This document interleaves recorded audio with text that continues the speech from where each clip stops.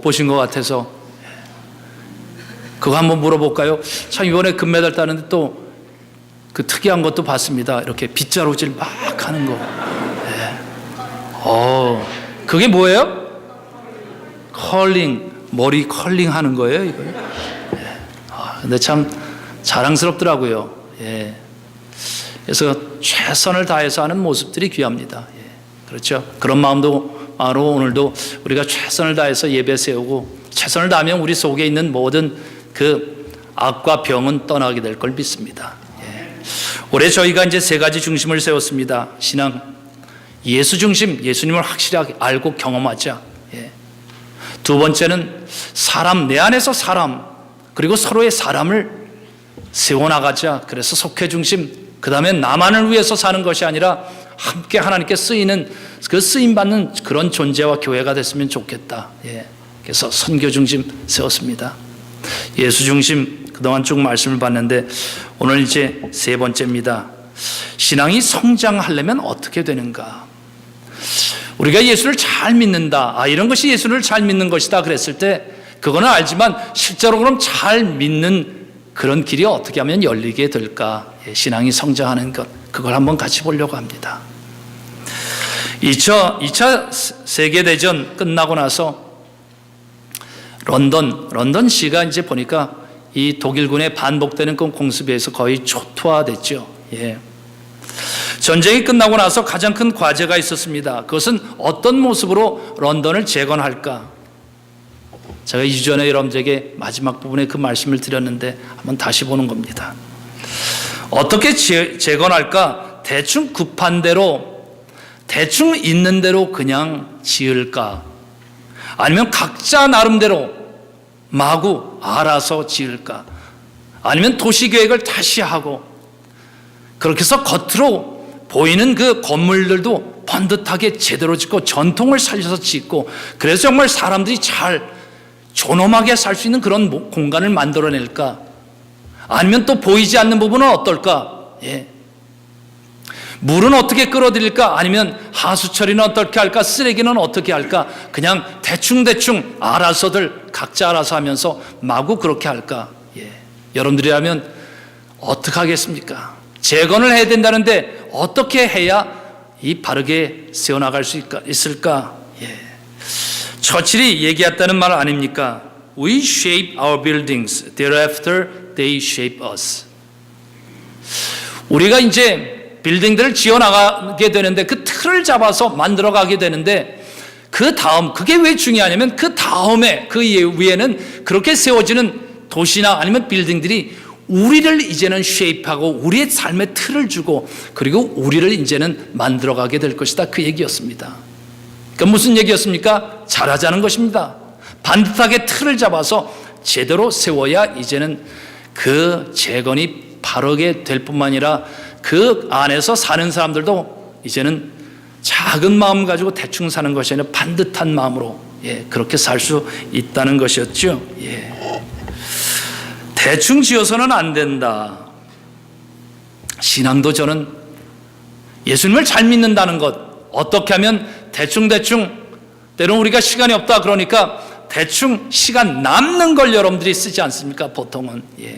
그게 아니라 어떻게 하면 시간 남는 거 대충대충 하는 것이 아니라 반듯하게 계획하고 해서 세워나갈까?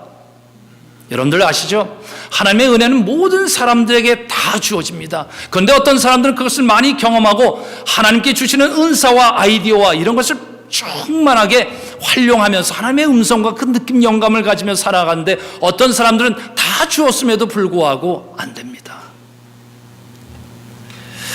예수님을 잘 믿는 것, 우리가 몇 가지 질문 한번 살펴보았죠? 다시 몇 가지만 말씀드려봅니다. 보이지 않는 예수님이 보이는 분처럼 느껴지면 예수님을 잘 믿는 것입니다. 느껴지면. 서로를 볼 때 예수님이 함께 보이면 예수님을 잘 믿는 것입니다. 예수님이 칭찬을 듣기에 사람들의 칭찬이나 명예, 말에 연연하지 않게 되면 예수님을 잘 믿게 되는 것입니다. 어려운 일이 생겼을 때, 근심할 일이 생겼을 때 근심하지 않게 되었다면 예수님을 잘 믿는 것입니다. 어때요? 그렇게 되고 있어요? 질문은 그것이죠. 예수님을 잘 믿는 사람이 되는 것 그냥 되나?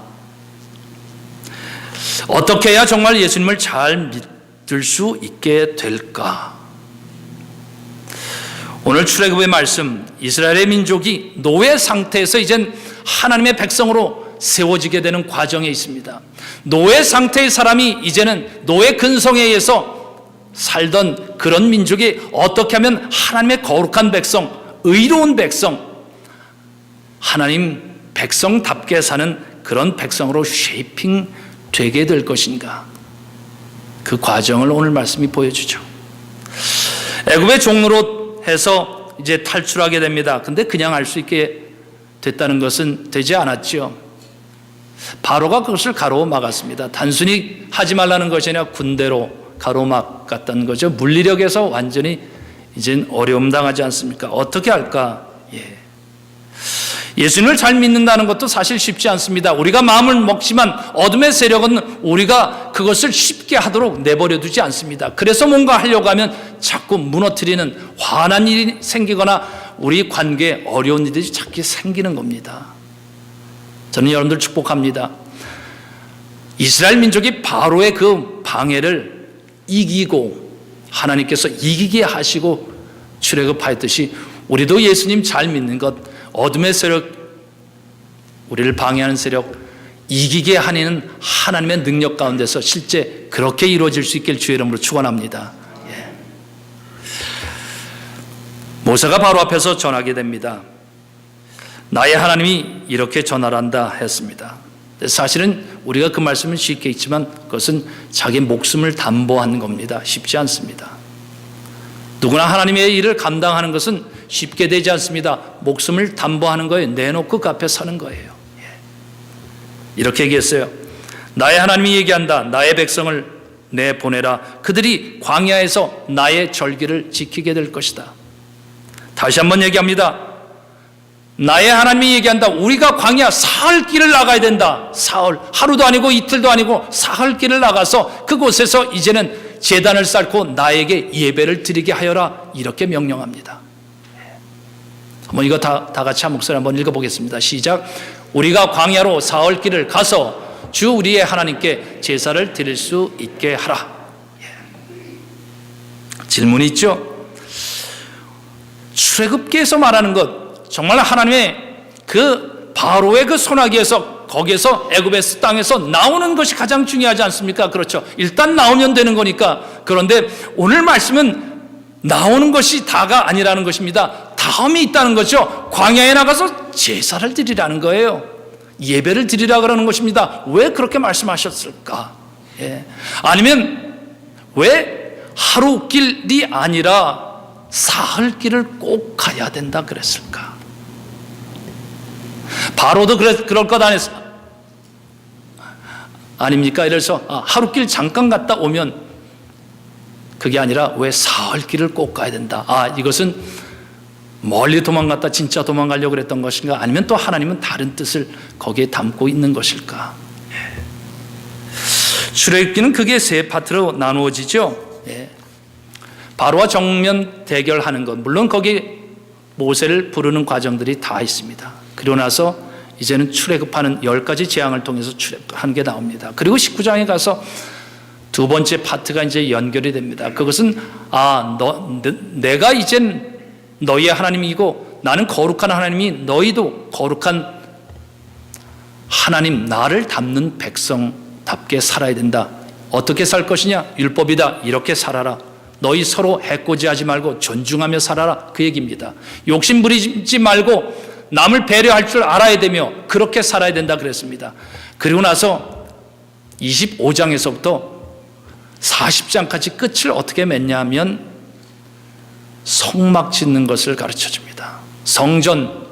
성막을 지어야 된다. 그래서 예배를 이렇게 드려야 된다. 제사장들은 어떻게 준비될 것이며 어떤 옷을 입으며 제물은 어떤 것을 가지고 와야 될 것이며 어떤 방식으로 번제단에 너희가 흠없는 그 가져온 그 제물, 너희가 가장 아끼는 제물을 왜 드려야 되는지, 그리고 그것을 어떻게 드려야 되는지 반을 완전히 쪼개서 너희가 대신 그들의 생명을 취해야 되고 다른 사람이 해주는 것도 아니고 너희의 가장 흠없는 것을 너희가 가져와서 너희가 직접 너희 대신 죄를 위해서 대신 죽게 너희가 해야 되고 그 과정을 쫙 얘기해 줍니다. 25장부터 40장이 보면 분량이 많잖아요. 그 얘기는 뭡니까? 중요하다는 거예요. 질문은 거기에 또 이것입니다. 하나님의 백성으로 사는 말씀은 많이 들었어요. 예, 그렇죠. 우리도 크리스찬의 삶은 이래야 된다. 아니면 교회 다니지 않더라도 세상에 서로에게 잘해야 되고 자녀들한테 바르게 가르쳐야 되고 우리 싸우지 말고 살아야 되고 그렇죠. 마음을 다스릴 줄 알아야 되고 다 이런 것은 알긴 알지만 되나요? 어때요? 돼요, 안 돼요? 다 되는 모양이군요. 잘 안 되죠? 그래서 출애굽기가 참 귀한 겁니다. 그거 잘 안 된다. 내가 말씀을 너에게 줬지만 우리가 말씀을 읽는다고 해서 다 그걸로는 부족하다는 것입니다. 그게 잘 안 된다는 거예요. 어떻게 되느냐? 그것이 능력을 얻으려면 예배를 드리라. 예배를 드리라는 것은 그냥 단순히 이런 것 저런 것을 하라는 것이 아니라 나 거룩한 하나님에 와서 거룩함이 뭔지를 경험하라는 것입니다. 네 죄를 대신하기 위해서 한 흠없는 네가 가장 귀하게 여기는 것을 한번 대신 죽는 그 일을 네가 해보라는 것입니다. 죄가 얼마나 무서운지. 그러면 그 자리에서 네가 네 삶을 바꾸게 될 것이라는 얘기죠. 네. 예배의 현장에 나오라는 거예요. 사람은 어린아이에서 어른이 되는 과정에 반드시 거쳐야 되는 과정이 있습니다. 이 과정을 거치지 않으면 어른이 되더라도 어린아이와 같은 수준에 늘 있어요. 심리학자들의 말을 빌면 이것이 뭐냐 하면 이렇게 얘기해요. Identity build-up.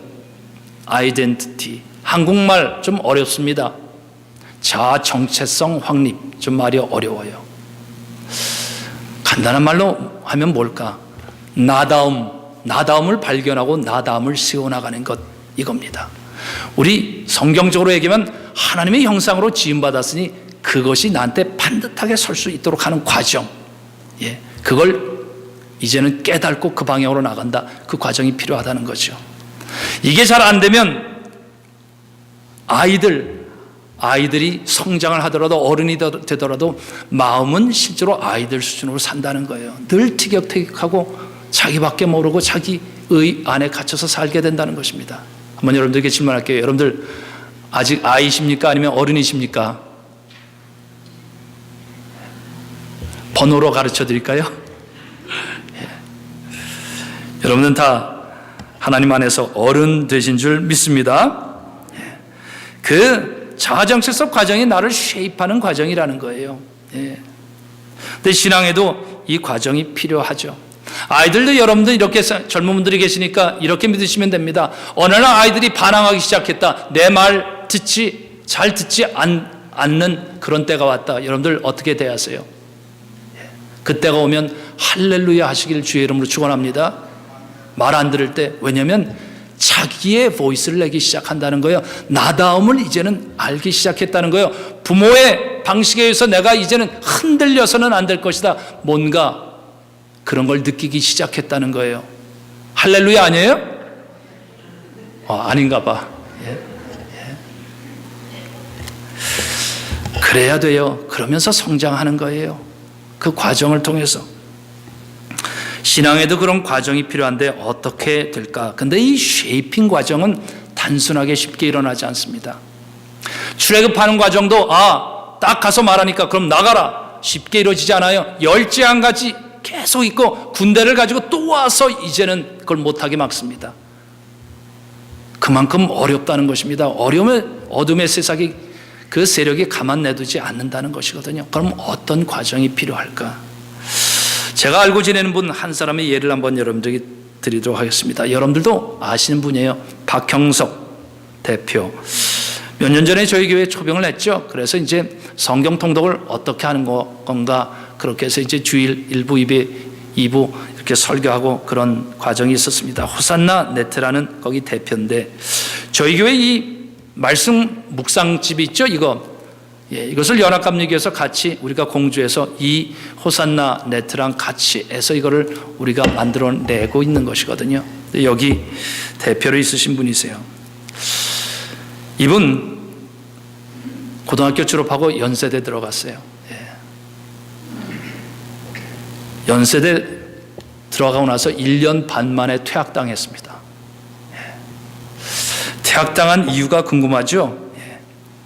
학과 공부를 안 했어요. 당연히 그럼 뭐죠? 학사 경고 몇 번이면 3번, 연달아 3번, 그리고 퇴학당했어요. 그럼 왜 못했을까? 작은 교회 목회하시는 아버지의 아버님이 이제 목사셨는데 거기에 이제 아들로 자랐어요. 그렇게 됐는데 신앙생활 열심히 하려고 늘 그랬어요. 근데 고등학교 말년서부터 이제는 대학교 들어가는 그 과정에 하나님께서 그를 성령께서 깊이 붙으셨어요. 그래서 하나님의 그 성령이 이제 뭘 하게 하냐면 성경을 읽도록 했어요. 근데 성령을 읽을수록 이제는 뭔가 그에게 사건이 일어났는데 그것을 그가 이렇게 얘기했어요. 어찌된 일인지 기억은 잘 안 나요. 그냥 성경을 읽는데 말씀이 달고 오묘하다, 살아있다는 말이 무엇인지 알 것 같았어요.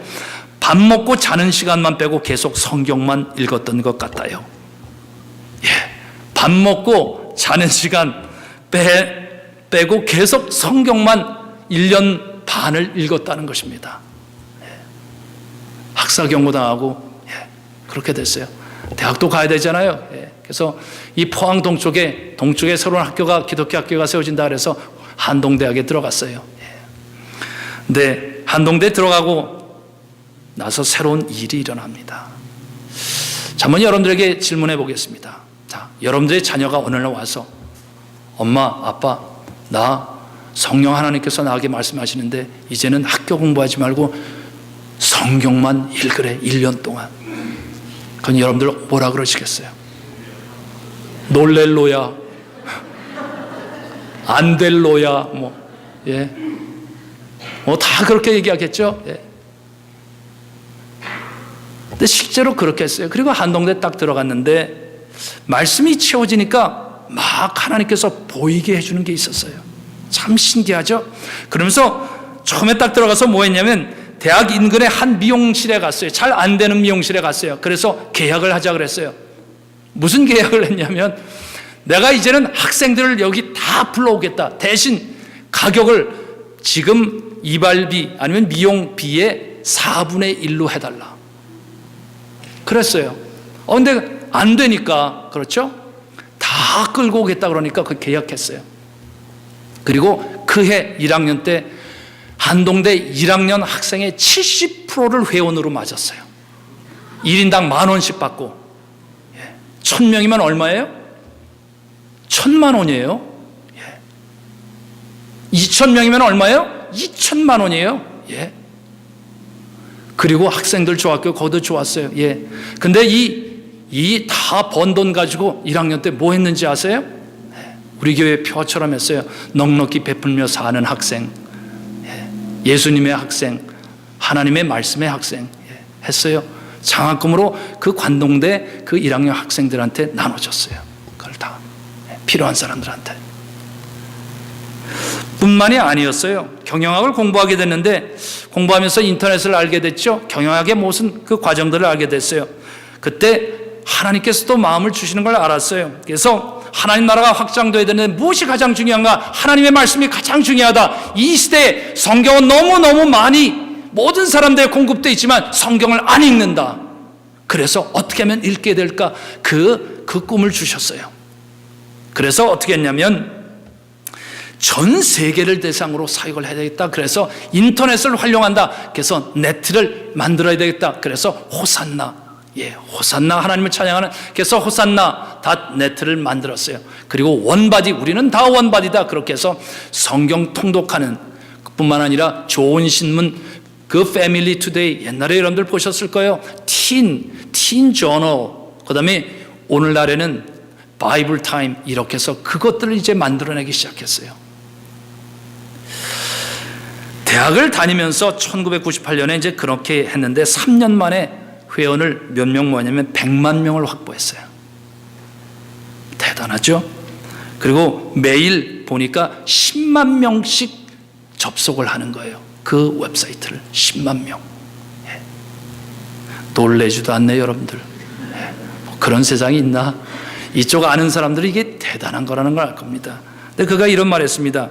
미국 빌리 그레함 목사가 평생 2억 5천만 전도하고 그렇게 했는데 나는 이 뉴미디어를 통해서 통계를 해보니까 매월 1억 명에게 할 수 있다는 것을 알게 됐다는 겁니다. 그렇게 접하게. 자, 제 말씀을 드리는 것은 이겁니다. 말씀이 채워지니까 이제는 하나님께 주시는 꿈과 비전들이 살아 숨지고 다른 사람들은 못 보는 게 보이기 시작하더라는 거예요. 비즈니스도 마찬가지입니다. 우리가 하나님의 일들을 어떻게 우리가 이 틀을 만들어내는 것, 쉐이핑을 어떻게 하느냐에 따라서 달라진다는 것입니다. 런던 시내를 그냥 내 시간 짜투리 나니까 아니면 내가 지금 이 정도 비용이 있으니까 그렇게 대충 짓고 살아보자는 것입니다. 도시가 어떻게 될 것인가? 그 도시는 과연 미래의 우리 자녀에게 우리에게 정말 이 영국 사람들의 원래 살았던 그 꿈과 그 비전을 살아내게 할 것인가 아닐까? 하나님께서 우리에게 다 주시는 것입니다. 그런데 문제는 뭐죠?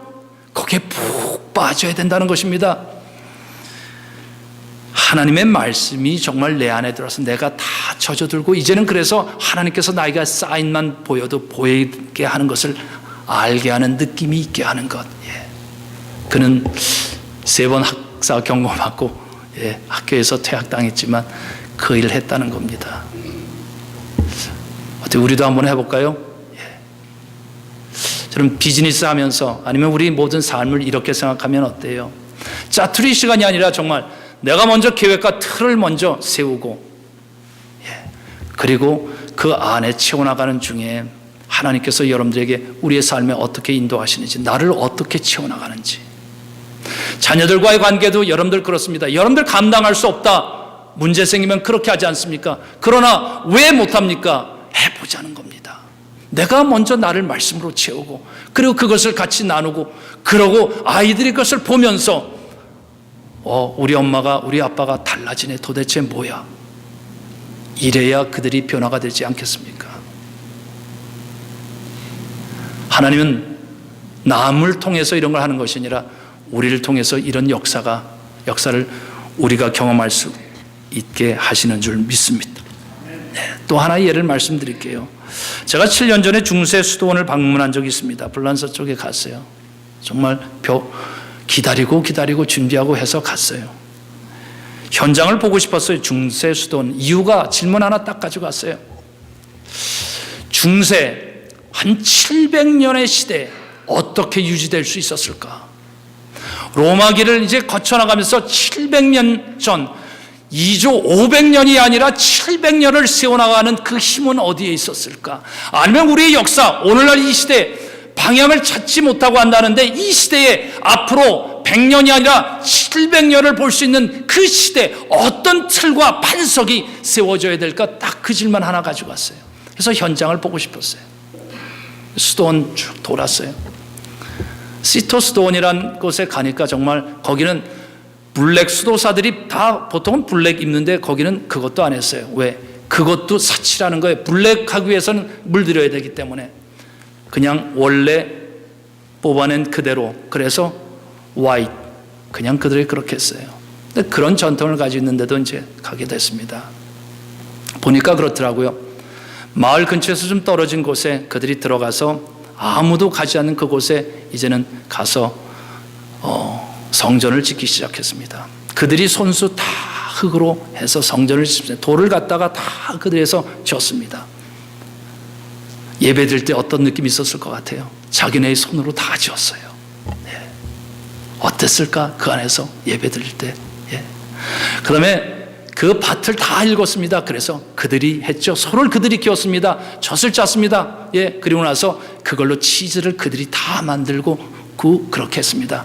그들이 그것을 식사 시간마다 앉아서 먹고 마실 때 어떤 느낌이 들었겠어요? 저 수사가 했고 저 수사가 저걸 만들었고 이렇게 다 했는데 그렇게 했습니다. 내 이들의 삶에 중요한 3가지 이 과정이 있습니다. 아침에 일찍 일어나면 첫째 하는 것, 공동 예배로 모였어요. 항상 예배로 딱 모였습니다. 그리고 아침 먹고 나서 그 다음에 이제는 개인 말씀 읽는, 성경 읽는 시간을 가졌어요. 그러면서 그럼 성경만 읽냐 그거 아니었어요. 일터로 나갔어요. 그래서 노동했어요. 과정을 항상 그랬습니다. 하루에 이제 두 끼를 먹으면서 그들은 예배로 점심때 또 모이고 또 말씀 묵상하고 개인적으로 하고 또 이제는 나가서 일했어요. 저녁에는 이제 또 저녁 먹고 나서 예배로 모였어요. 그렇게 해서 3번 예배를 이렇게 나가는데 이 모든 일이 어디에서 그 가장 강력한 힘이 있었을까 봤어요. 말씀을 읽는 거였나, 아니면 그건 어떻게 진행되느냐, 아니면 일하는 때는 일만 했나 뭐 했나, 그 전체를 관심 있게 봤습니다. 그랬더니 제가 알게 된 부분이 이거였어요. 공동의 예배가 핵심이라는 거였어요. 공동 예배. 무슨 말인가 봤어요. 그들이 가지고 있는 자료와 설명하는 걸 봤어요. 그들이 공동 예배로 했을 때 다른 건 안 했어요. 말씀을 같이 읽었는데 시편을 계속 읽었어요. 하루에 3번 시편을 계속 읽습니다. 혼자 읽지 않고 서로 같이 합독하면서 낭독하면서 계속 읽었어요. 어떤 일이 일어났을까요? 시편만 집중해서 계속한 겁니다. 성경을 읽을 때는 시편 물론 읽었겠지만 다른 데를 다 읽었어요. 근데 공동으로 모일 때만은 시편만 읽었어요. 항상 그랬더니 뭐예요? 그들 마음속에 시편이 외워지고 그 합독하는 것, 혼자 있지 않고 합독했더니 자기 몸과 마음이 그 음성들을 자꾸 듣게 됐다는 거예요. 나도 모르는 사이에 내 몸에 말씀이 젖어들기 시작했다는 겁니다. 혼자 이제 가서 그 말씀을 읽는데 우리가 혼자 읽을 때 그게 집중이 됩니까? 안 되잖아요. 근데 공동 예배에서 함께 합독하면서 그리고 찬양했던 그 소리들이 자기 몸 안에 담겨 있던 것, 그것을 가지고 나서 자기 자리에 가서 이제는 말씀을 읽는데 그 울림이 자기를 계속 이끌어 간다는 걸 알았어요. 그러고 나서 이제는 일터로 나가서 일하는 것입니다. 일하는데 계속 그들의 몸을 움직이게 하는 것은 뭐냐면 하나님의 그 같이 시편을 읽었던 말씀, 그리고 다시 개인으로 있던 그 말씀들이 자기들을 움직여 나가는 것을 알게 됐다는 것입니다. 그리고 나서 이상한 일이 나왔죠. 주변에 멀리 있는 그 마을의 사람들이 거기를 방문하기 시작했어요. 오기 시작하는 거예요. 참 이상합니다. 그리고 그곳에 와서 그들이 위로를 받았습니다. 그들을 만났습니다. 그들이 구운 빵을 그들이 받아갔습니다. 빵을 먹고 그 다음에 예배를 자리에 오면 나누는 중에 그들이 이제는 은혜를 받기 시작했다는 것입니다. 여러분들에게, 우리 모두에게 예배라는 것이 저는 이런 자리가 될 수 있길 주의 이름으로 축원합니다. 우리가 같이 합독하거나 같이 기도하는 것, 아니면 성가대에 같이 찬양하고 우리가 같이 찬양할 때 그 울림들이 최선을 다해서 내가 찬양하면 내 몸의 세포가 최선을 다해서 번쩍번쩍 하는 것이죠. 근데 내가 마음 놓고 있으면 내 세포도 너 별로 중요하게 여기지 않는구나. 그래? 그럼 대충 해. 그랬더니 결정적인 순간, 내 삶에 정말 깨어나야 될 순간이 내 세포가 나를 위해서 아무 일도 하지 않은 겁니다. 그렇죠? 네. 최선을 다해서 그렇게 했더니 거기에 파워가 있게 됐다는 것 아닙니까? 지난번에 이제 평신도 우리 그 훈련하는데 김낙인 목사님 교회에서 남가주 거기 모였어요. 근데 거기 한국에서 오신 그 목사님께서 설교하시는데 그 말씀 하시더라고요. 어떤 교회 하나가 있었는데 거기는 딱 아주 중요한 거 한 가지 한다는 거예요. 내 마음에 탁 왔어요. 통성기도를 하는데 최선을 다해야 되는데 통성기도 뭐 예를 들어서 그럼 10분 동안 통성기도 하나, 그렇게 하지 않는데요. 거기는 3분 동안 목숨 걸고 한번 통성기도 해봅시다 한다는 거예요. 그래서 왜 그런가 했더니 사실 길게 못 하잖아요. 3분 동안 모두가 다 한 목소리로 최선을 다해서 한번 내 속에 있는 모든 병과 내 속에 있는 모든 죄가 떠날지어다 하면서 정말 하나님께 간절히 구하는 거. 우리 자녀들 어떤 때는 내 마음대로 되지도 않고 어떻게 이것을 감당할까, 아니면 내 일터에 내가 감당하는 일, 내가 이거 아이디어를 낸다고 되는 것도 아니고 뭔가가 돼야 되는데 어떻게 감당할까, 이대로 무너질 수 없으니까 그대로 그러면 3분 동안만 한번 해봅시다. 최선을 다해서 우리 한번 소리 질러서 하나님께 한번 그렇게 해봅시다 했는데 어떤 일이 일어났냐면 모든 사람들이 그 울림 속에서 자기 안에서 그것들을 경험하게 됐다는 것입니다. 하나님의 임재를. 여러분들 아멘 한번 해줄 때 한번 크게 한번 해보세요. 아멘, 아멘, 아멘. 예, 작게 하는 것이 아니라 정말 그렇게 했을 때 뭔가 나도 모르는 사이에 그것들이 이제는 힘을 발휘하기 시작했다는 것입니다.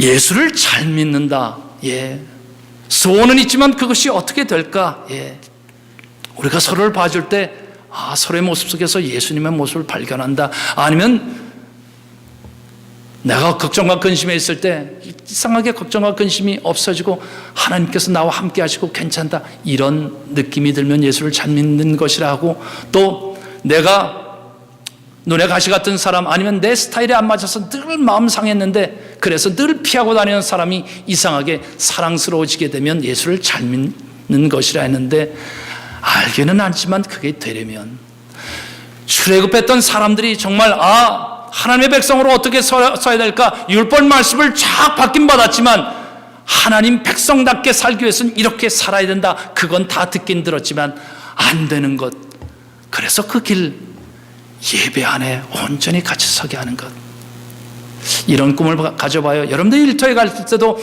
이 예배에서 드렸던 이런 것들이 쫙 거기에까지 가서, 그래서 아까 보셨지만 일터에서도 말씀 자체가 떠오르면서, 그러면서 하나님께서 이것은 이렇게 영감이 생기고 이렇게 해결하고, 또 이상하게 거래처는 기도하고 가고 그랬는데 하나님께서 이렇게 열어주시 하는 이런 일들, 저는 비즈니스도 그래야 된다 믿습니다. 그렇죠.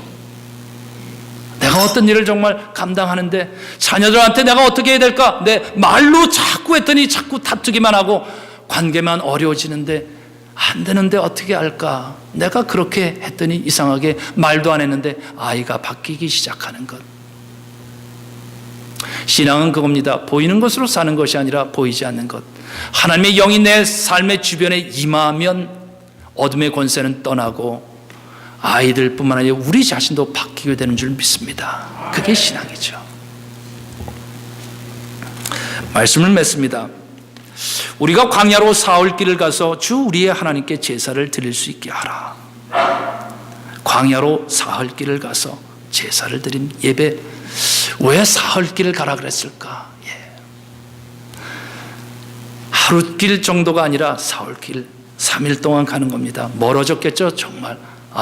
물론 도망치기도 좋다, 그런 것도 있지만 애굽에 있었던 많은 것, 내 마음속을 지배하고 있던 그 애굽의 군상들, 애굽에 의리했던 모든 것, 그것들, 나를 지배했던 모든 것들이 3일 지나고 짐하고, 내 마음도 그렇죠. 하나님의 말씀을 우리가 읽을 때 처음에는 잘 안 됩니다. 3일 동안 계속 집중해서 하는데 그게 가득 차서 이제는 내 안을 채우는 게 뭐라는 걸 경험하게 되죠. 하나님 이름만 불러도 팍 찡하고, 예수님 생각만 해도 찡하고, 그렇죠.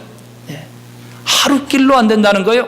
이틀 아니라는 거죠. 3일 길을 가서, 멀리 가서 그렇게 했을 때 물론 바로의 손이 미치지 못합니다. 그렇죠. 사단이 우리를 공격하려도 미치지 못하는 그 지점까지 나가야 된다는 것입니다. 우리가 성경 통독을 하던 예배를 드리건 그 자리에, 그 지점까지 나갈 수 있길, 중간에 포기하지 않고 나갈 수 있길 주의 이름으로 축원합니다. 자녀들 향해서도 나갈 때 중간에 멈추지 않고 그 지점까지 나갈 수 있길 주의 이름으로 축원하는 거예요. 그러면 그곳에서 하나님의 일, 충만하게 그 안에 젖어 있으니까 그 말씀이 우리를 쉐이핑하는 것입니다. 예배가 우리를 쉐이핑하고 내 일자리와 모든 관계를 쉐이핑해 나간다. 내가 그렇게 했더니 내 자녀들의 미래가 이상하게 쉐이핑된다. 걱정으로 하지 마시고 말씀을 체험으로 하시길 주의 이름으로 축원하는 거예요. 산이 크면 높아 보이지 않는다, 이런 말이 있답니다. 저는 이 말 발견하고 참 특이한 말이다. 산이 크면 높아 보이지 않는다. 무슨 말인 것 같아요? 큰 산이 있으면 그 옆에 사는 사람들은 그 산이 얼마나 높은지 모른다는 거예요. 봉우리가 안 보이니까. 큰 산일수록 옆에 작은 산들이 많잖아요. 그렇죠? 작은, 예를 들어서 여러분들 백두산 가보십시오. 처음에 딱 보입니까? 멀리선 보이죠? 가까이 가보세요. 안 보여요. 올라가야, 한참 가야 보이죠? 높아 보이지 않는 것들이 우리의 삶에 많습니다. 그게 예배예요. 우리가 늘 드리니까 높아 보이지 않아요. 그러니까 소홀히 여길 수 있다는 겁니다. 성경 말씀을 통독한다는 것, 높아 보이지 않습니다. 늘 있으니까 성경은. 말씀을 훈련하고 하는 것, 높아 보이지 않습니다. 그건 항상 있는 것 같으니까. 그래서 안 올라간다는 거예요. 늘 높아 보이지 않고 소홀히 여겨도 될 것 같고 보잘것 없으니까. 그런데 산이 크면 높아 보이지 않는다는 것입니다. 우리의 예배는 높아 보이지 않지만 실제로는 높은 산이라는 것입니다. 우리가 성경 말씀 하나를 내가 암송하고 그렇게 하는 것은 높아 보이지 않지만 높은 것이라는 것입니다. 자녀들, 그들과 함께 우리가 간다고 했을 때 이 높아 보이지 않는 것을 하면 이상하게 자녀들은 높은 것을 경험하게 된다는 것입니다. 이번 한 주간 높아 보이지 않는 것들, 그러나 실제로는 높은 것, 이 일들에 우리의 삶의 그 틀들을 잘 갖다 세울 수 있길 주의 이름으로 축원합니다. 제 꿈이 있습니다. 그것은 우리 가까이 있으면 어떤 경우에 교우들도 그렇습니다. 높아 보이지 않으니까 어떤 사람이 젠틀하고 나이스하고 잘 해줍니다. 이 사람은 늘 그런 사람. 근데 귀하게 여기셔야 됩니다. 높아 보이지 않지만 그 사람은 높은 사람이에요. 그리고 우리의 꿈은 뭡니까? 그러나 그런 사람들이 같이 이렇게 모여서 같이 하면서 우리는 서로 낮게 여기고 낮게 섬기고 낮게 했더니 이상하게 하나님이 우리를 큰 사람으로 세워나가는 그런 길들, 물론 크다 할 때도 아닙니다. 낮고 겸손해지는 이런 일들이 우리 안에 저는 많아지는 것. 교회는 교회 사람, 우리 안에 세워질 하나님의 그런 사람을 많이 세워나갈 수 있길 주의 이름으로 축원합니다. 그리고 우리가 그런 사람이 되는 것. 김수환 추기경의 비문에 이런 한 딱 문장이 있답니다. 시편 23장 1절. 근데 그 내용이 좀 다릅니다. 이렇게 되어 있어요. 주님은 나의 목자, 나는 아쉬울 것이 없어라. 여호와는 나의 목자시니 내게 부족함이 없으리라. 이렇게 된 말씀이 주님은 나의 목자, 나는 아쉬울 것이 없어라. 이렇게 되어 있다는 겁니다. 우리는 내게 부족함, 그런 것만 생각하는데 그게 아니라 반대로 된 말씀이죠. 아쉬울 것이 없어라. 부족함, 물론 그것보다는 오히려 우리가 이번 한 주간의 내 삶의 영적 틀과 과제, 이런 건 어때요? 아쉬울 것이 없는 한 주간을 여러분들이 한번 그 틀을 만들어 나갈 수 있길 주의 이름으로 축복하는 겁니다. 주님은 나의 목자, 나는 아쉬울 것이 없어라. 아멘입니다. 기도하겠습니다.